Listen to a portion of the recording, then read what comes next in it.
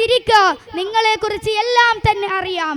നിങ്ങൾ എവിടെയാണ്, നിങ്ങൾ എങ്ങോട്ട് പോകണം, നിങ്ങൾ ഏത് റൂട്ടിൽ പോകണം, നിങ്ങൾ ഏത് റൂട്ടിൽ പോയിക്കൊണ്ടിരിക്കുന്നു, നിങ്ങൾ എവിടെയാണ് വർക്ക് ചെയ്യുന്നത്, അവിടെ മഴയുണ്ട്, അതുകൊണ്ട് നിങ്ങൾ കുട കരുതണം തുടങ്ങിയെല്ലാം തന്നെ.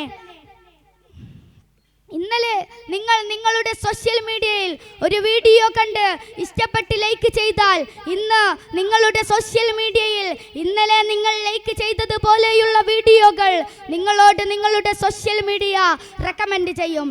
If you are not paying for the product then you are the product. നിങ്ങൾ ഒരു പ്രൊഡക്റ്റിന് വേണ്ടി പണം ചിലവഴിക്കുന്നില്ലെങ്കിലും നിങ്ങളാണ് പ്രോഡക്റ്റ്. ആർട്ടിഫിഷ്യൽ ഇന്റലിജൻസിന്റെ ഗുണമേന്മകളോടുകൂടി കൂട്ടിച്ചേർത്ത് വായിക്കേണ്ടതാണ് ആർട്ടിഫിഷ്യൽ ഇന്റലിജൻസിന്റെ ദൂഷ്യഫലങ്ങളും.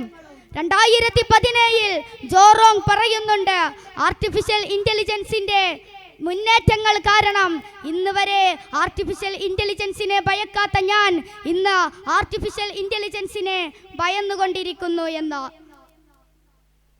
മനുഷ്യബുദ്ധി കൊണ്ട് ചെയ്തിരുന്നതെല്ലാം തന്നെ ഇന്ന് മെഷീനുകളിലേക്ക്, യന്ത്രങ്ങളിലേക്ക് കൈമാറ്റം ചെയ്യുമ്പോൾ കോടാനുകോടി ജനങ്ങളുടെ ജോലി സാധ്യതകൾ തകർന്നടിഞ്ഞ് ജീവിതം വഴിമുട്ടിപ്പോകുന്നു. ഈ സാഹചര്യത്തിൽ നാം വളരെ തകർന്നടിഞ്ഞു പോകുന്നു. ചാറ്റ് ജിപിടിയുടെ 175 ബില്യൺ പാരാമീറ്റേഴ്സിൽ ആർട്ടിഫിഷ്യൽ ഇന്റലിജൻസിനെ ട്രെയിൻ ചെയ്തു എന്ന് പറയുന്ന കമ്പനിയിൽ പോലും ഇന്ന് വെറും 500-600 സ്റ്റാഫുകൾ മാത്രമേ ഉള്ളൂ. ഈ സാഹചര്യത്തിലാണ് ഇലോൺ മസ്ക് എന്ന് പറയുന്ന ലോക കോടീശ്വരനായ വ്യക്തി ആർട്ടിഫിഷ്യൽ ഇന്റലിജൻസിന് സൃഷ്ടിക്കാൻ സാധിക്കുന്ന ദുരന്തത്തെക്കുറിച്ച് ചർച്ച ചെയ്തതും ലോക ചർച്ചയായ global artificial intelligence safety summit നടന്നതുമെല്ലാം. ഈ സമയം നിങ്ങളോട് എനിക്ക് പറയാനുള്ളത്, നാം വളരെ ശ്രദ്ധാപൂർവമായിരിക്കണം ആർട്ടിഫിഷ്യൽ ഇന്റലിജൻസിനെ ഉപയോഗപ്പെടുത്താൻ വേണ്ടിയിട്ട്.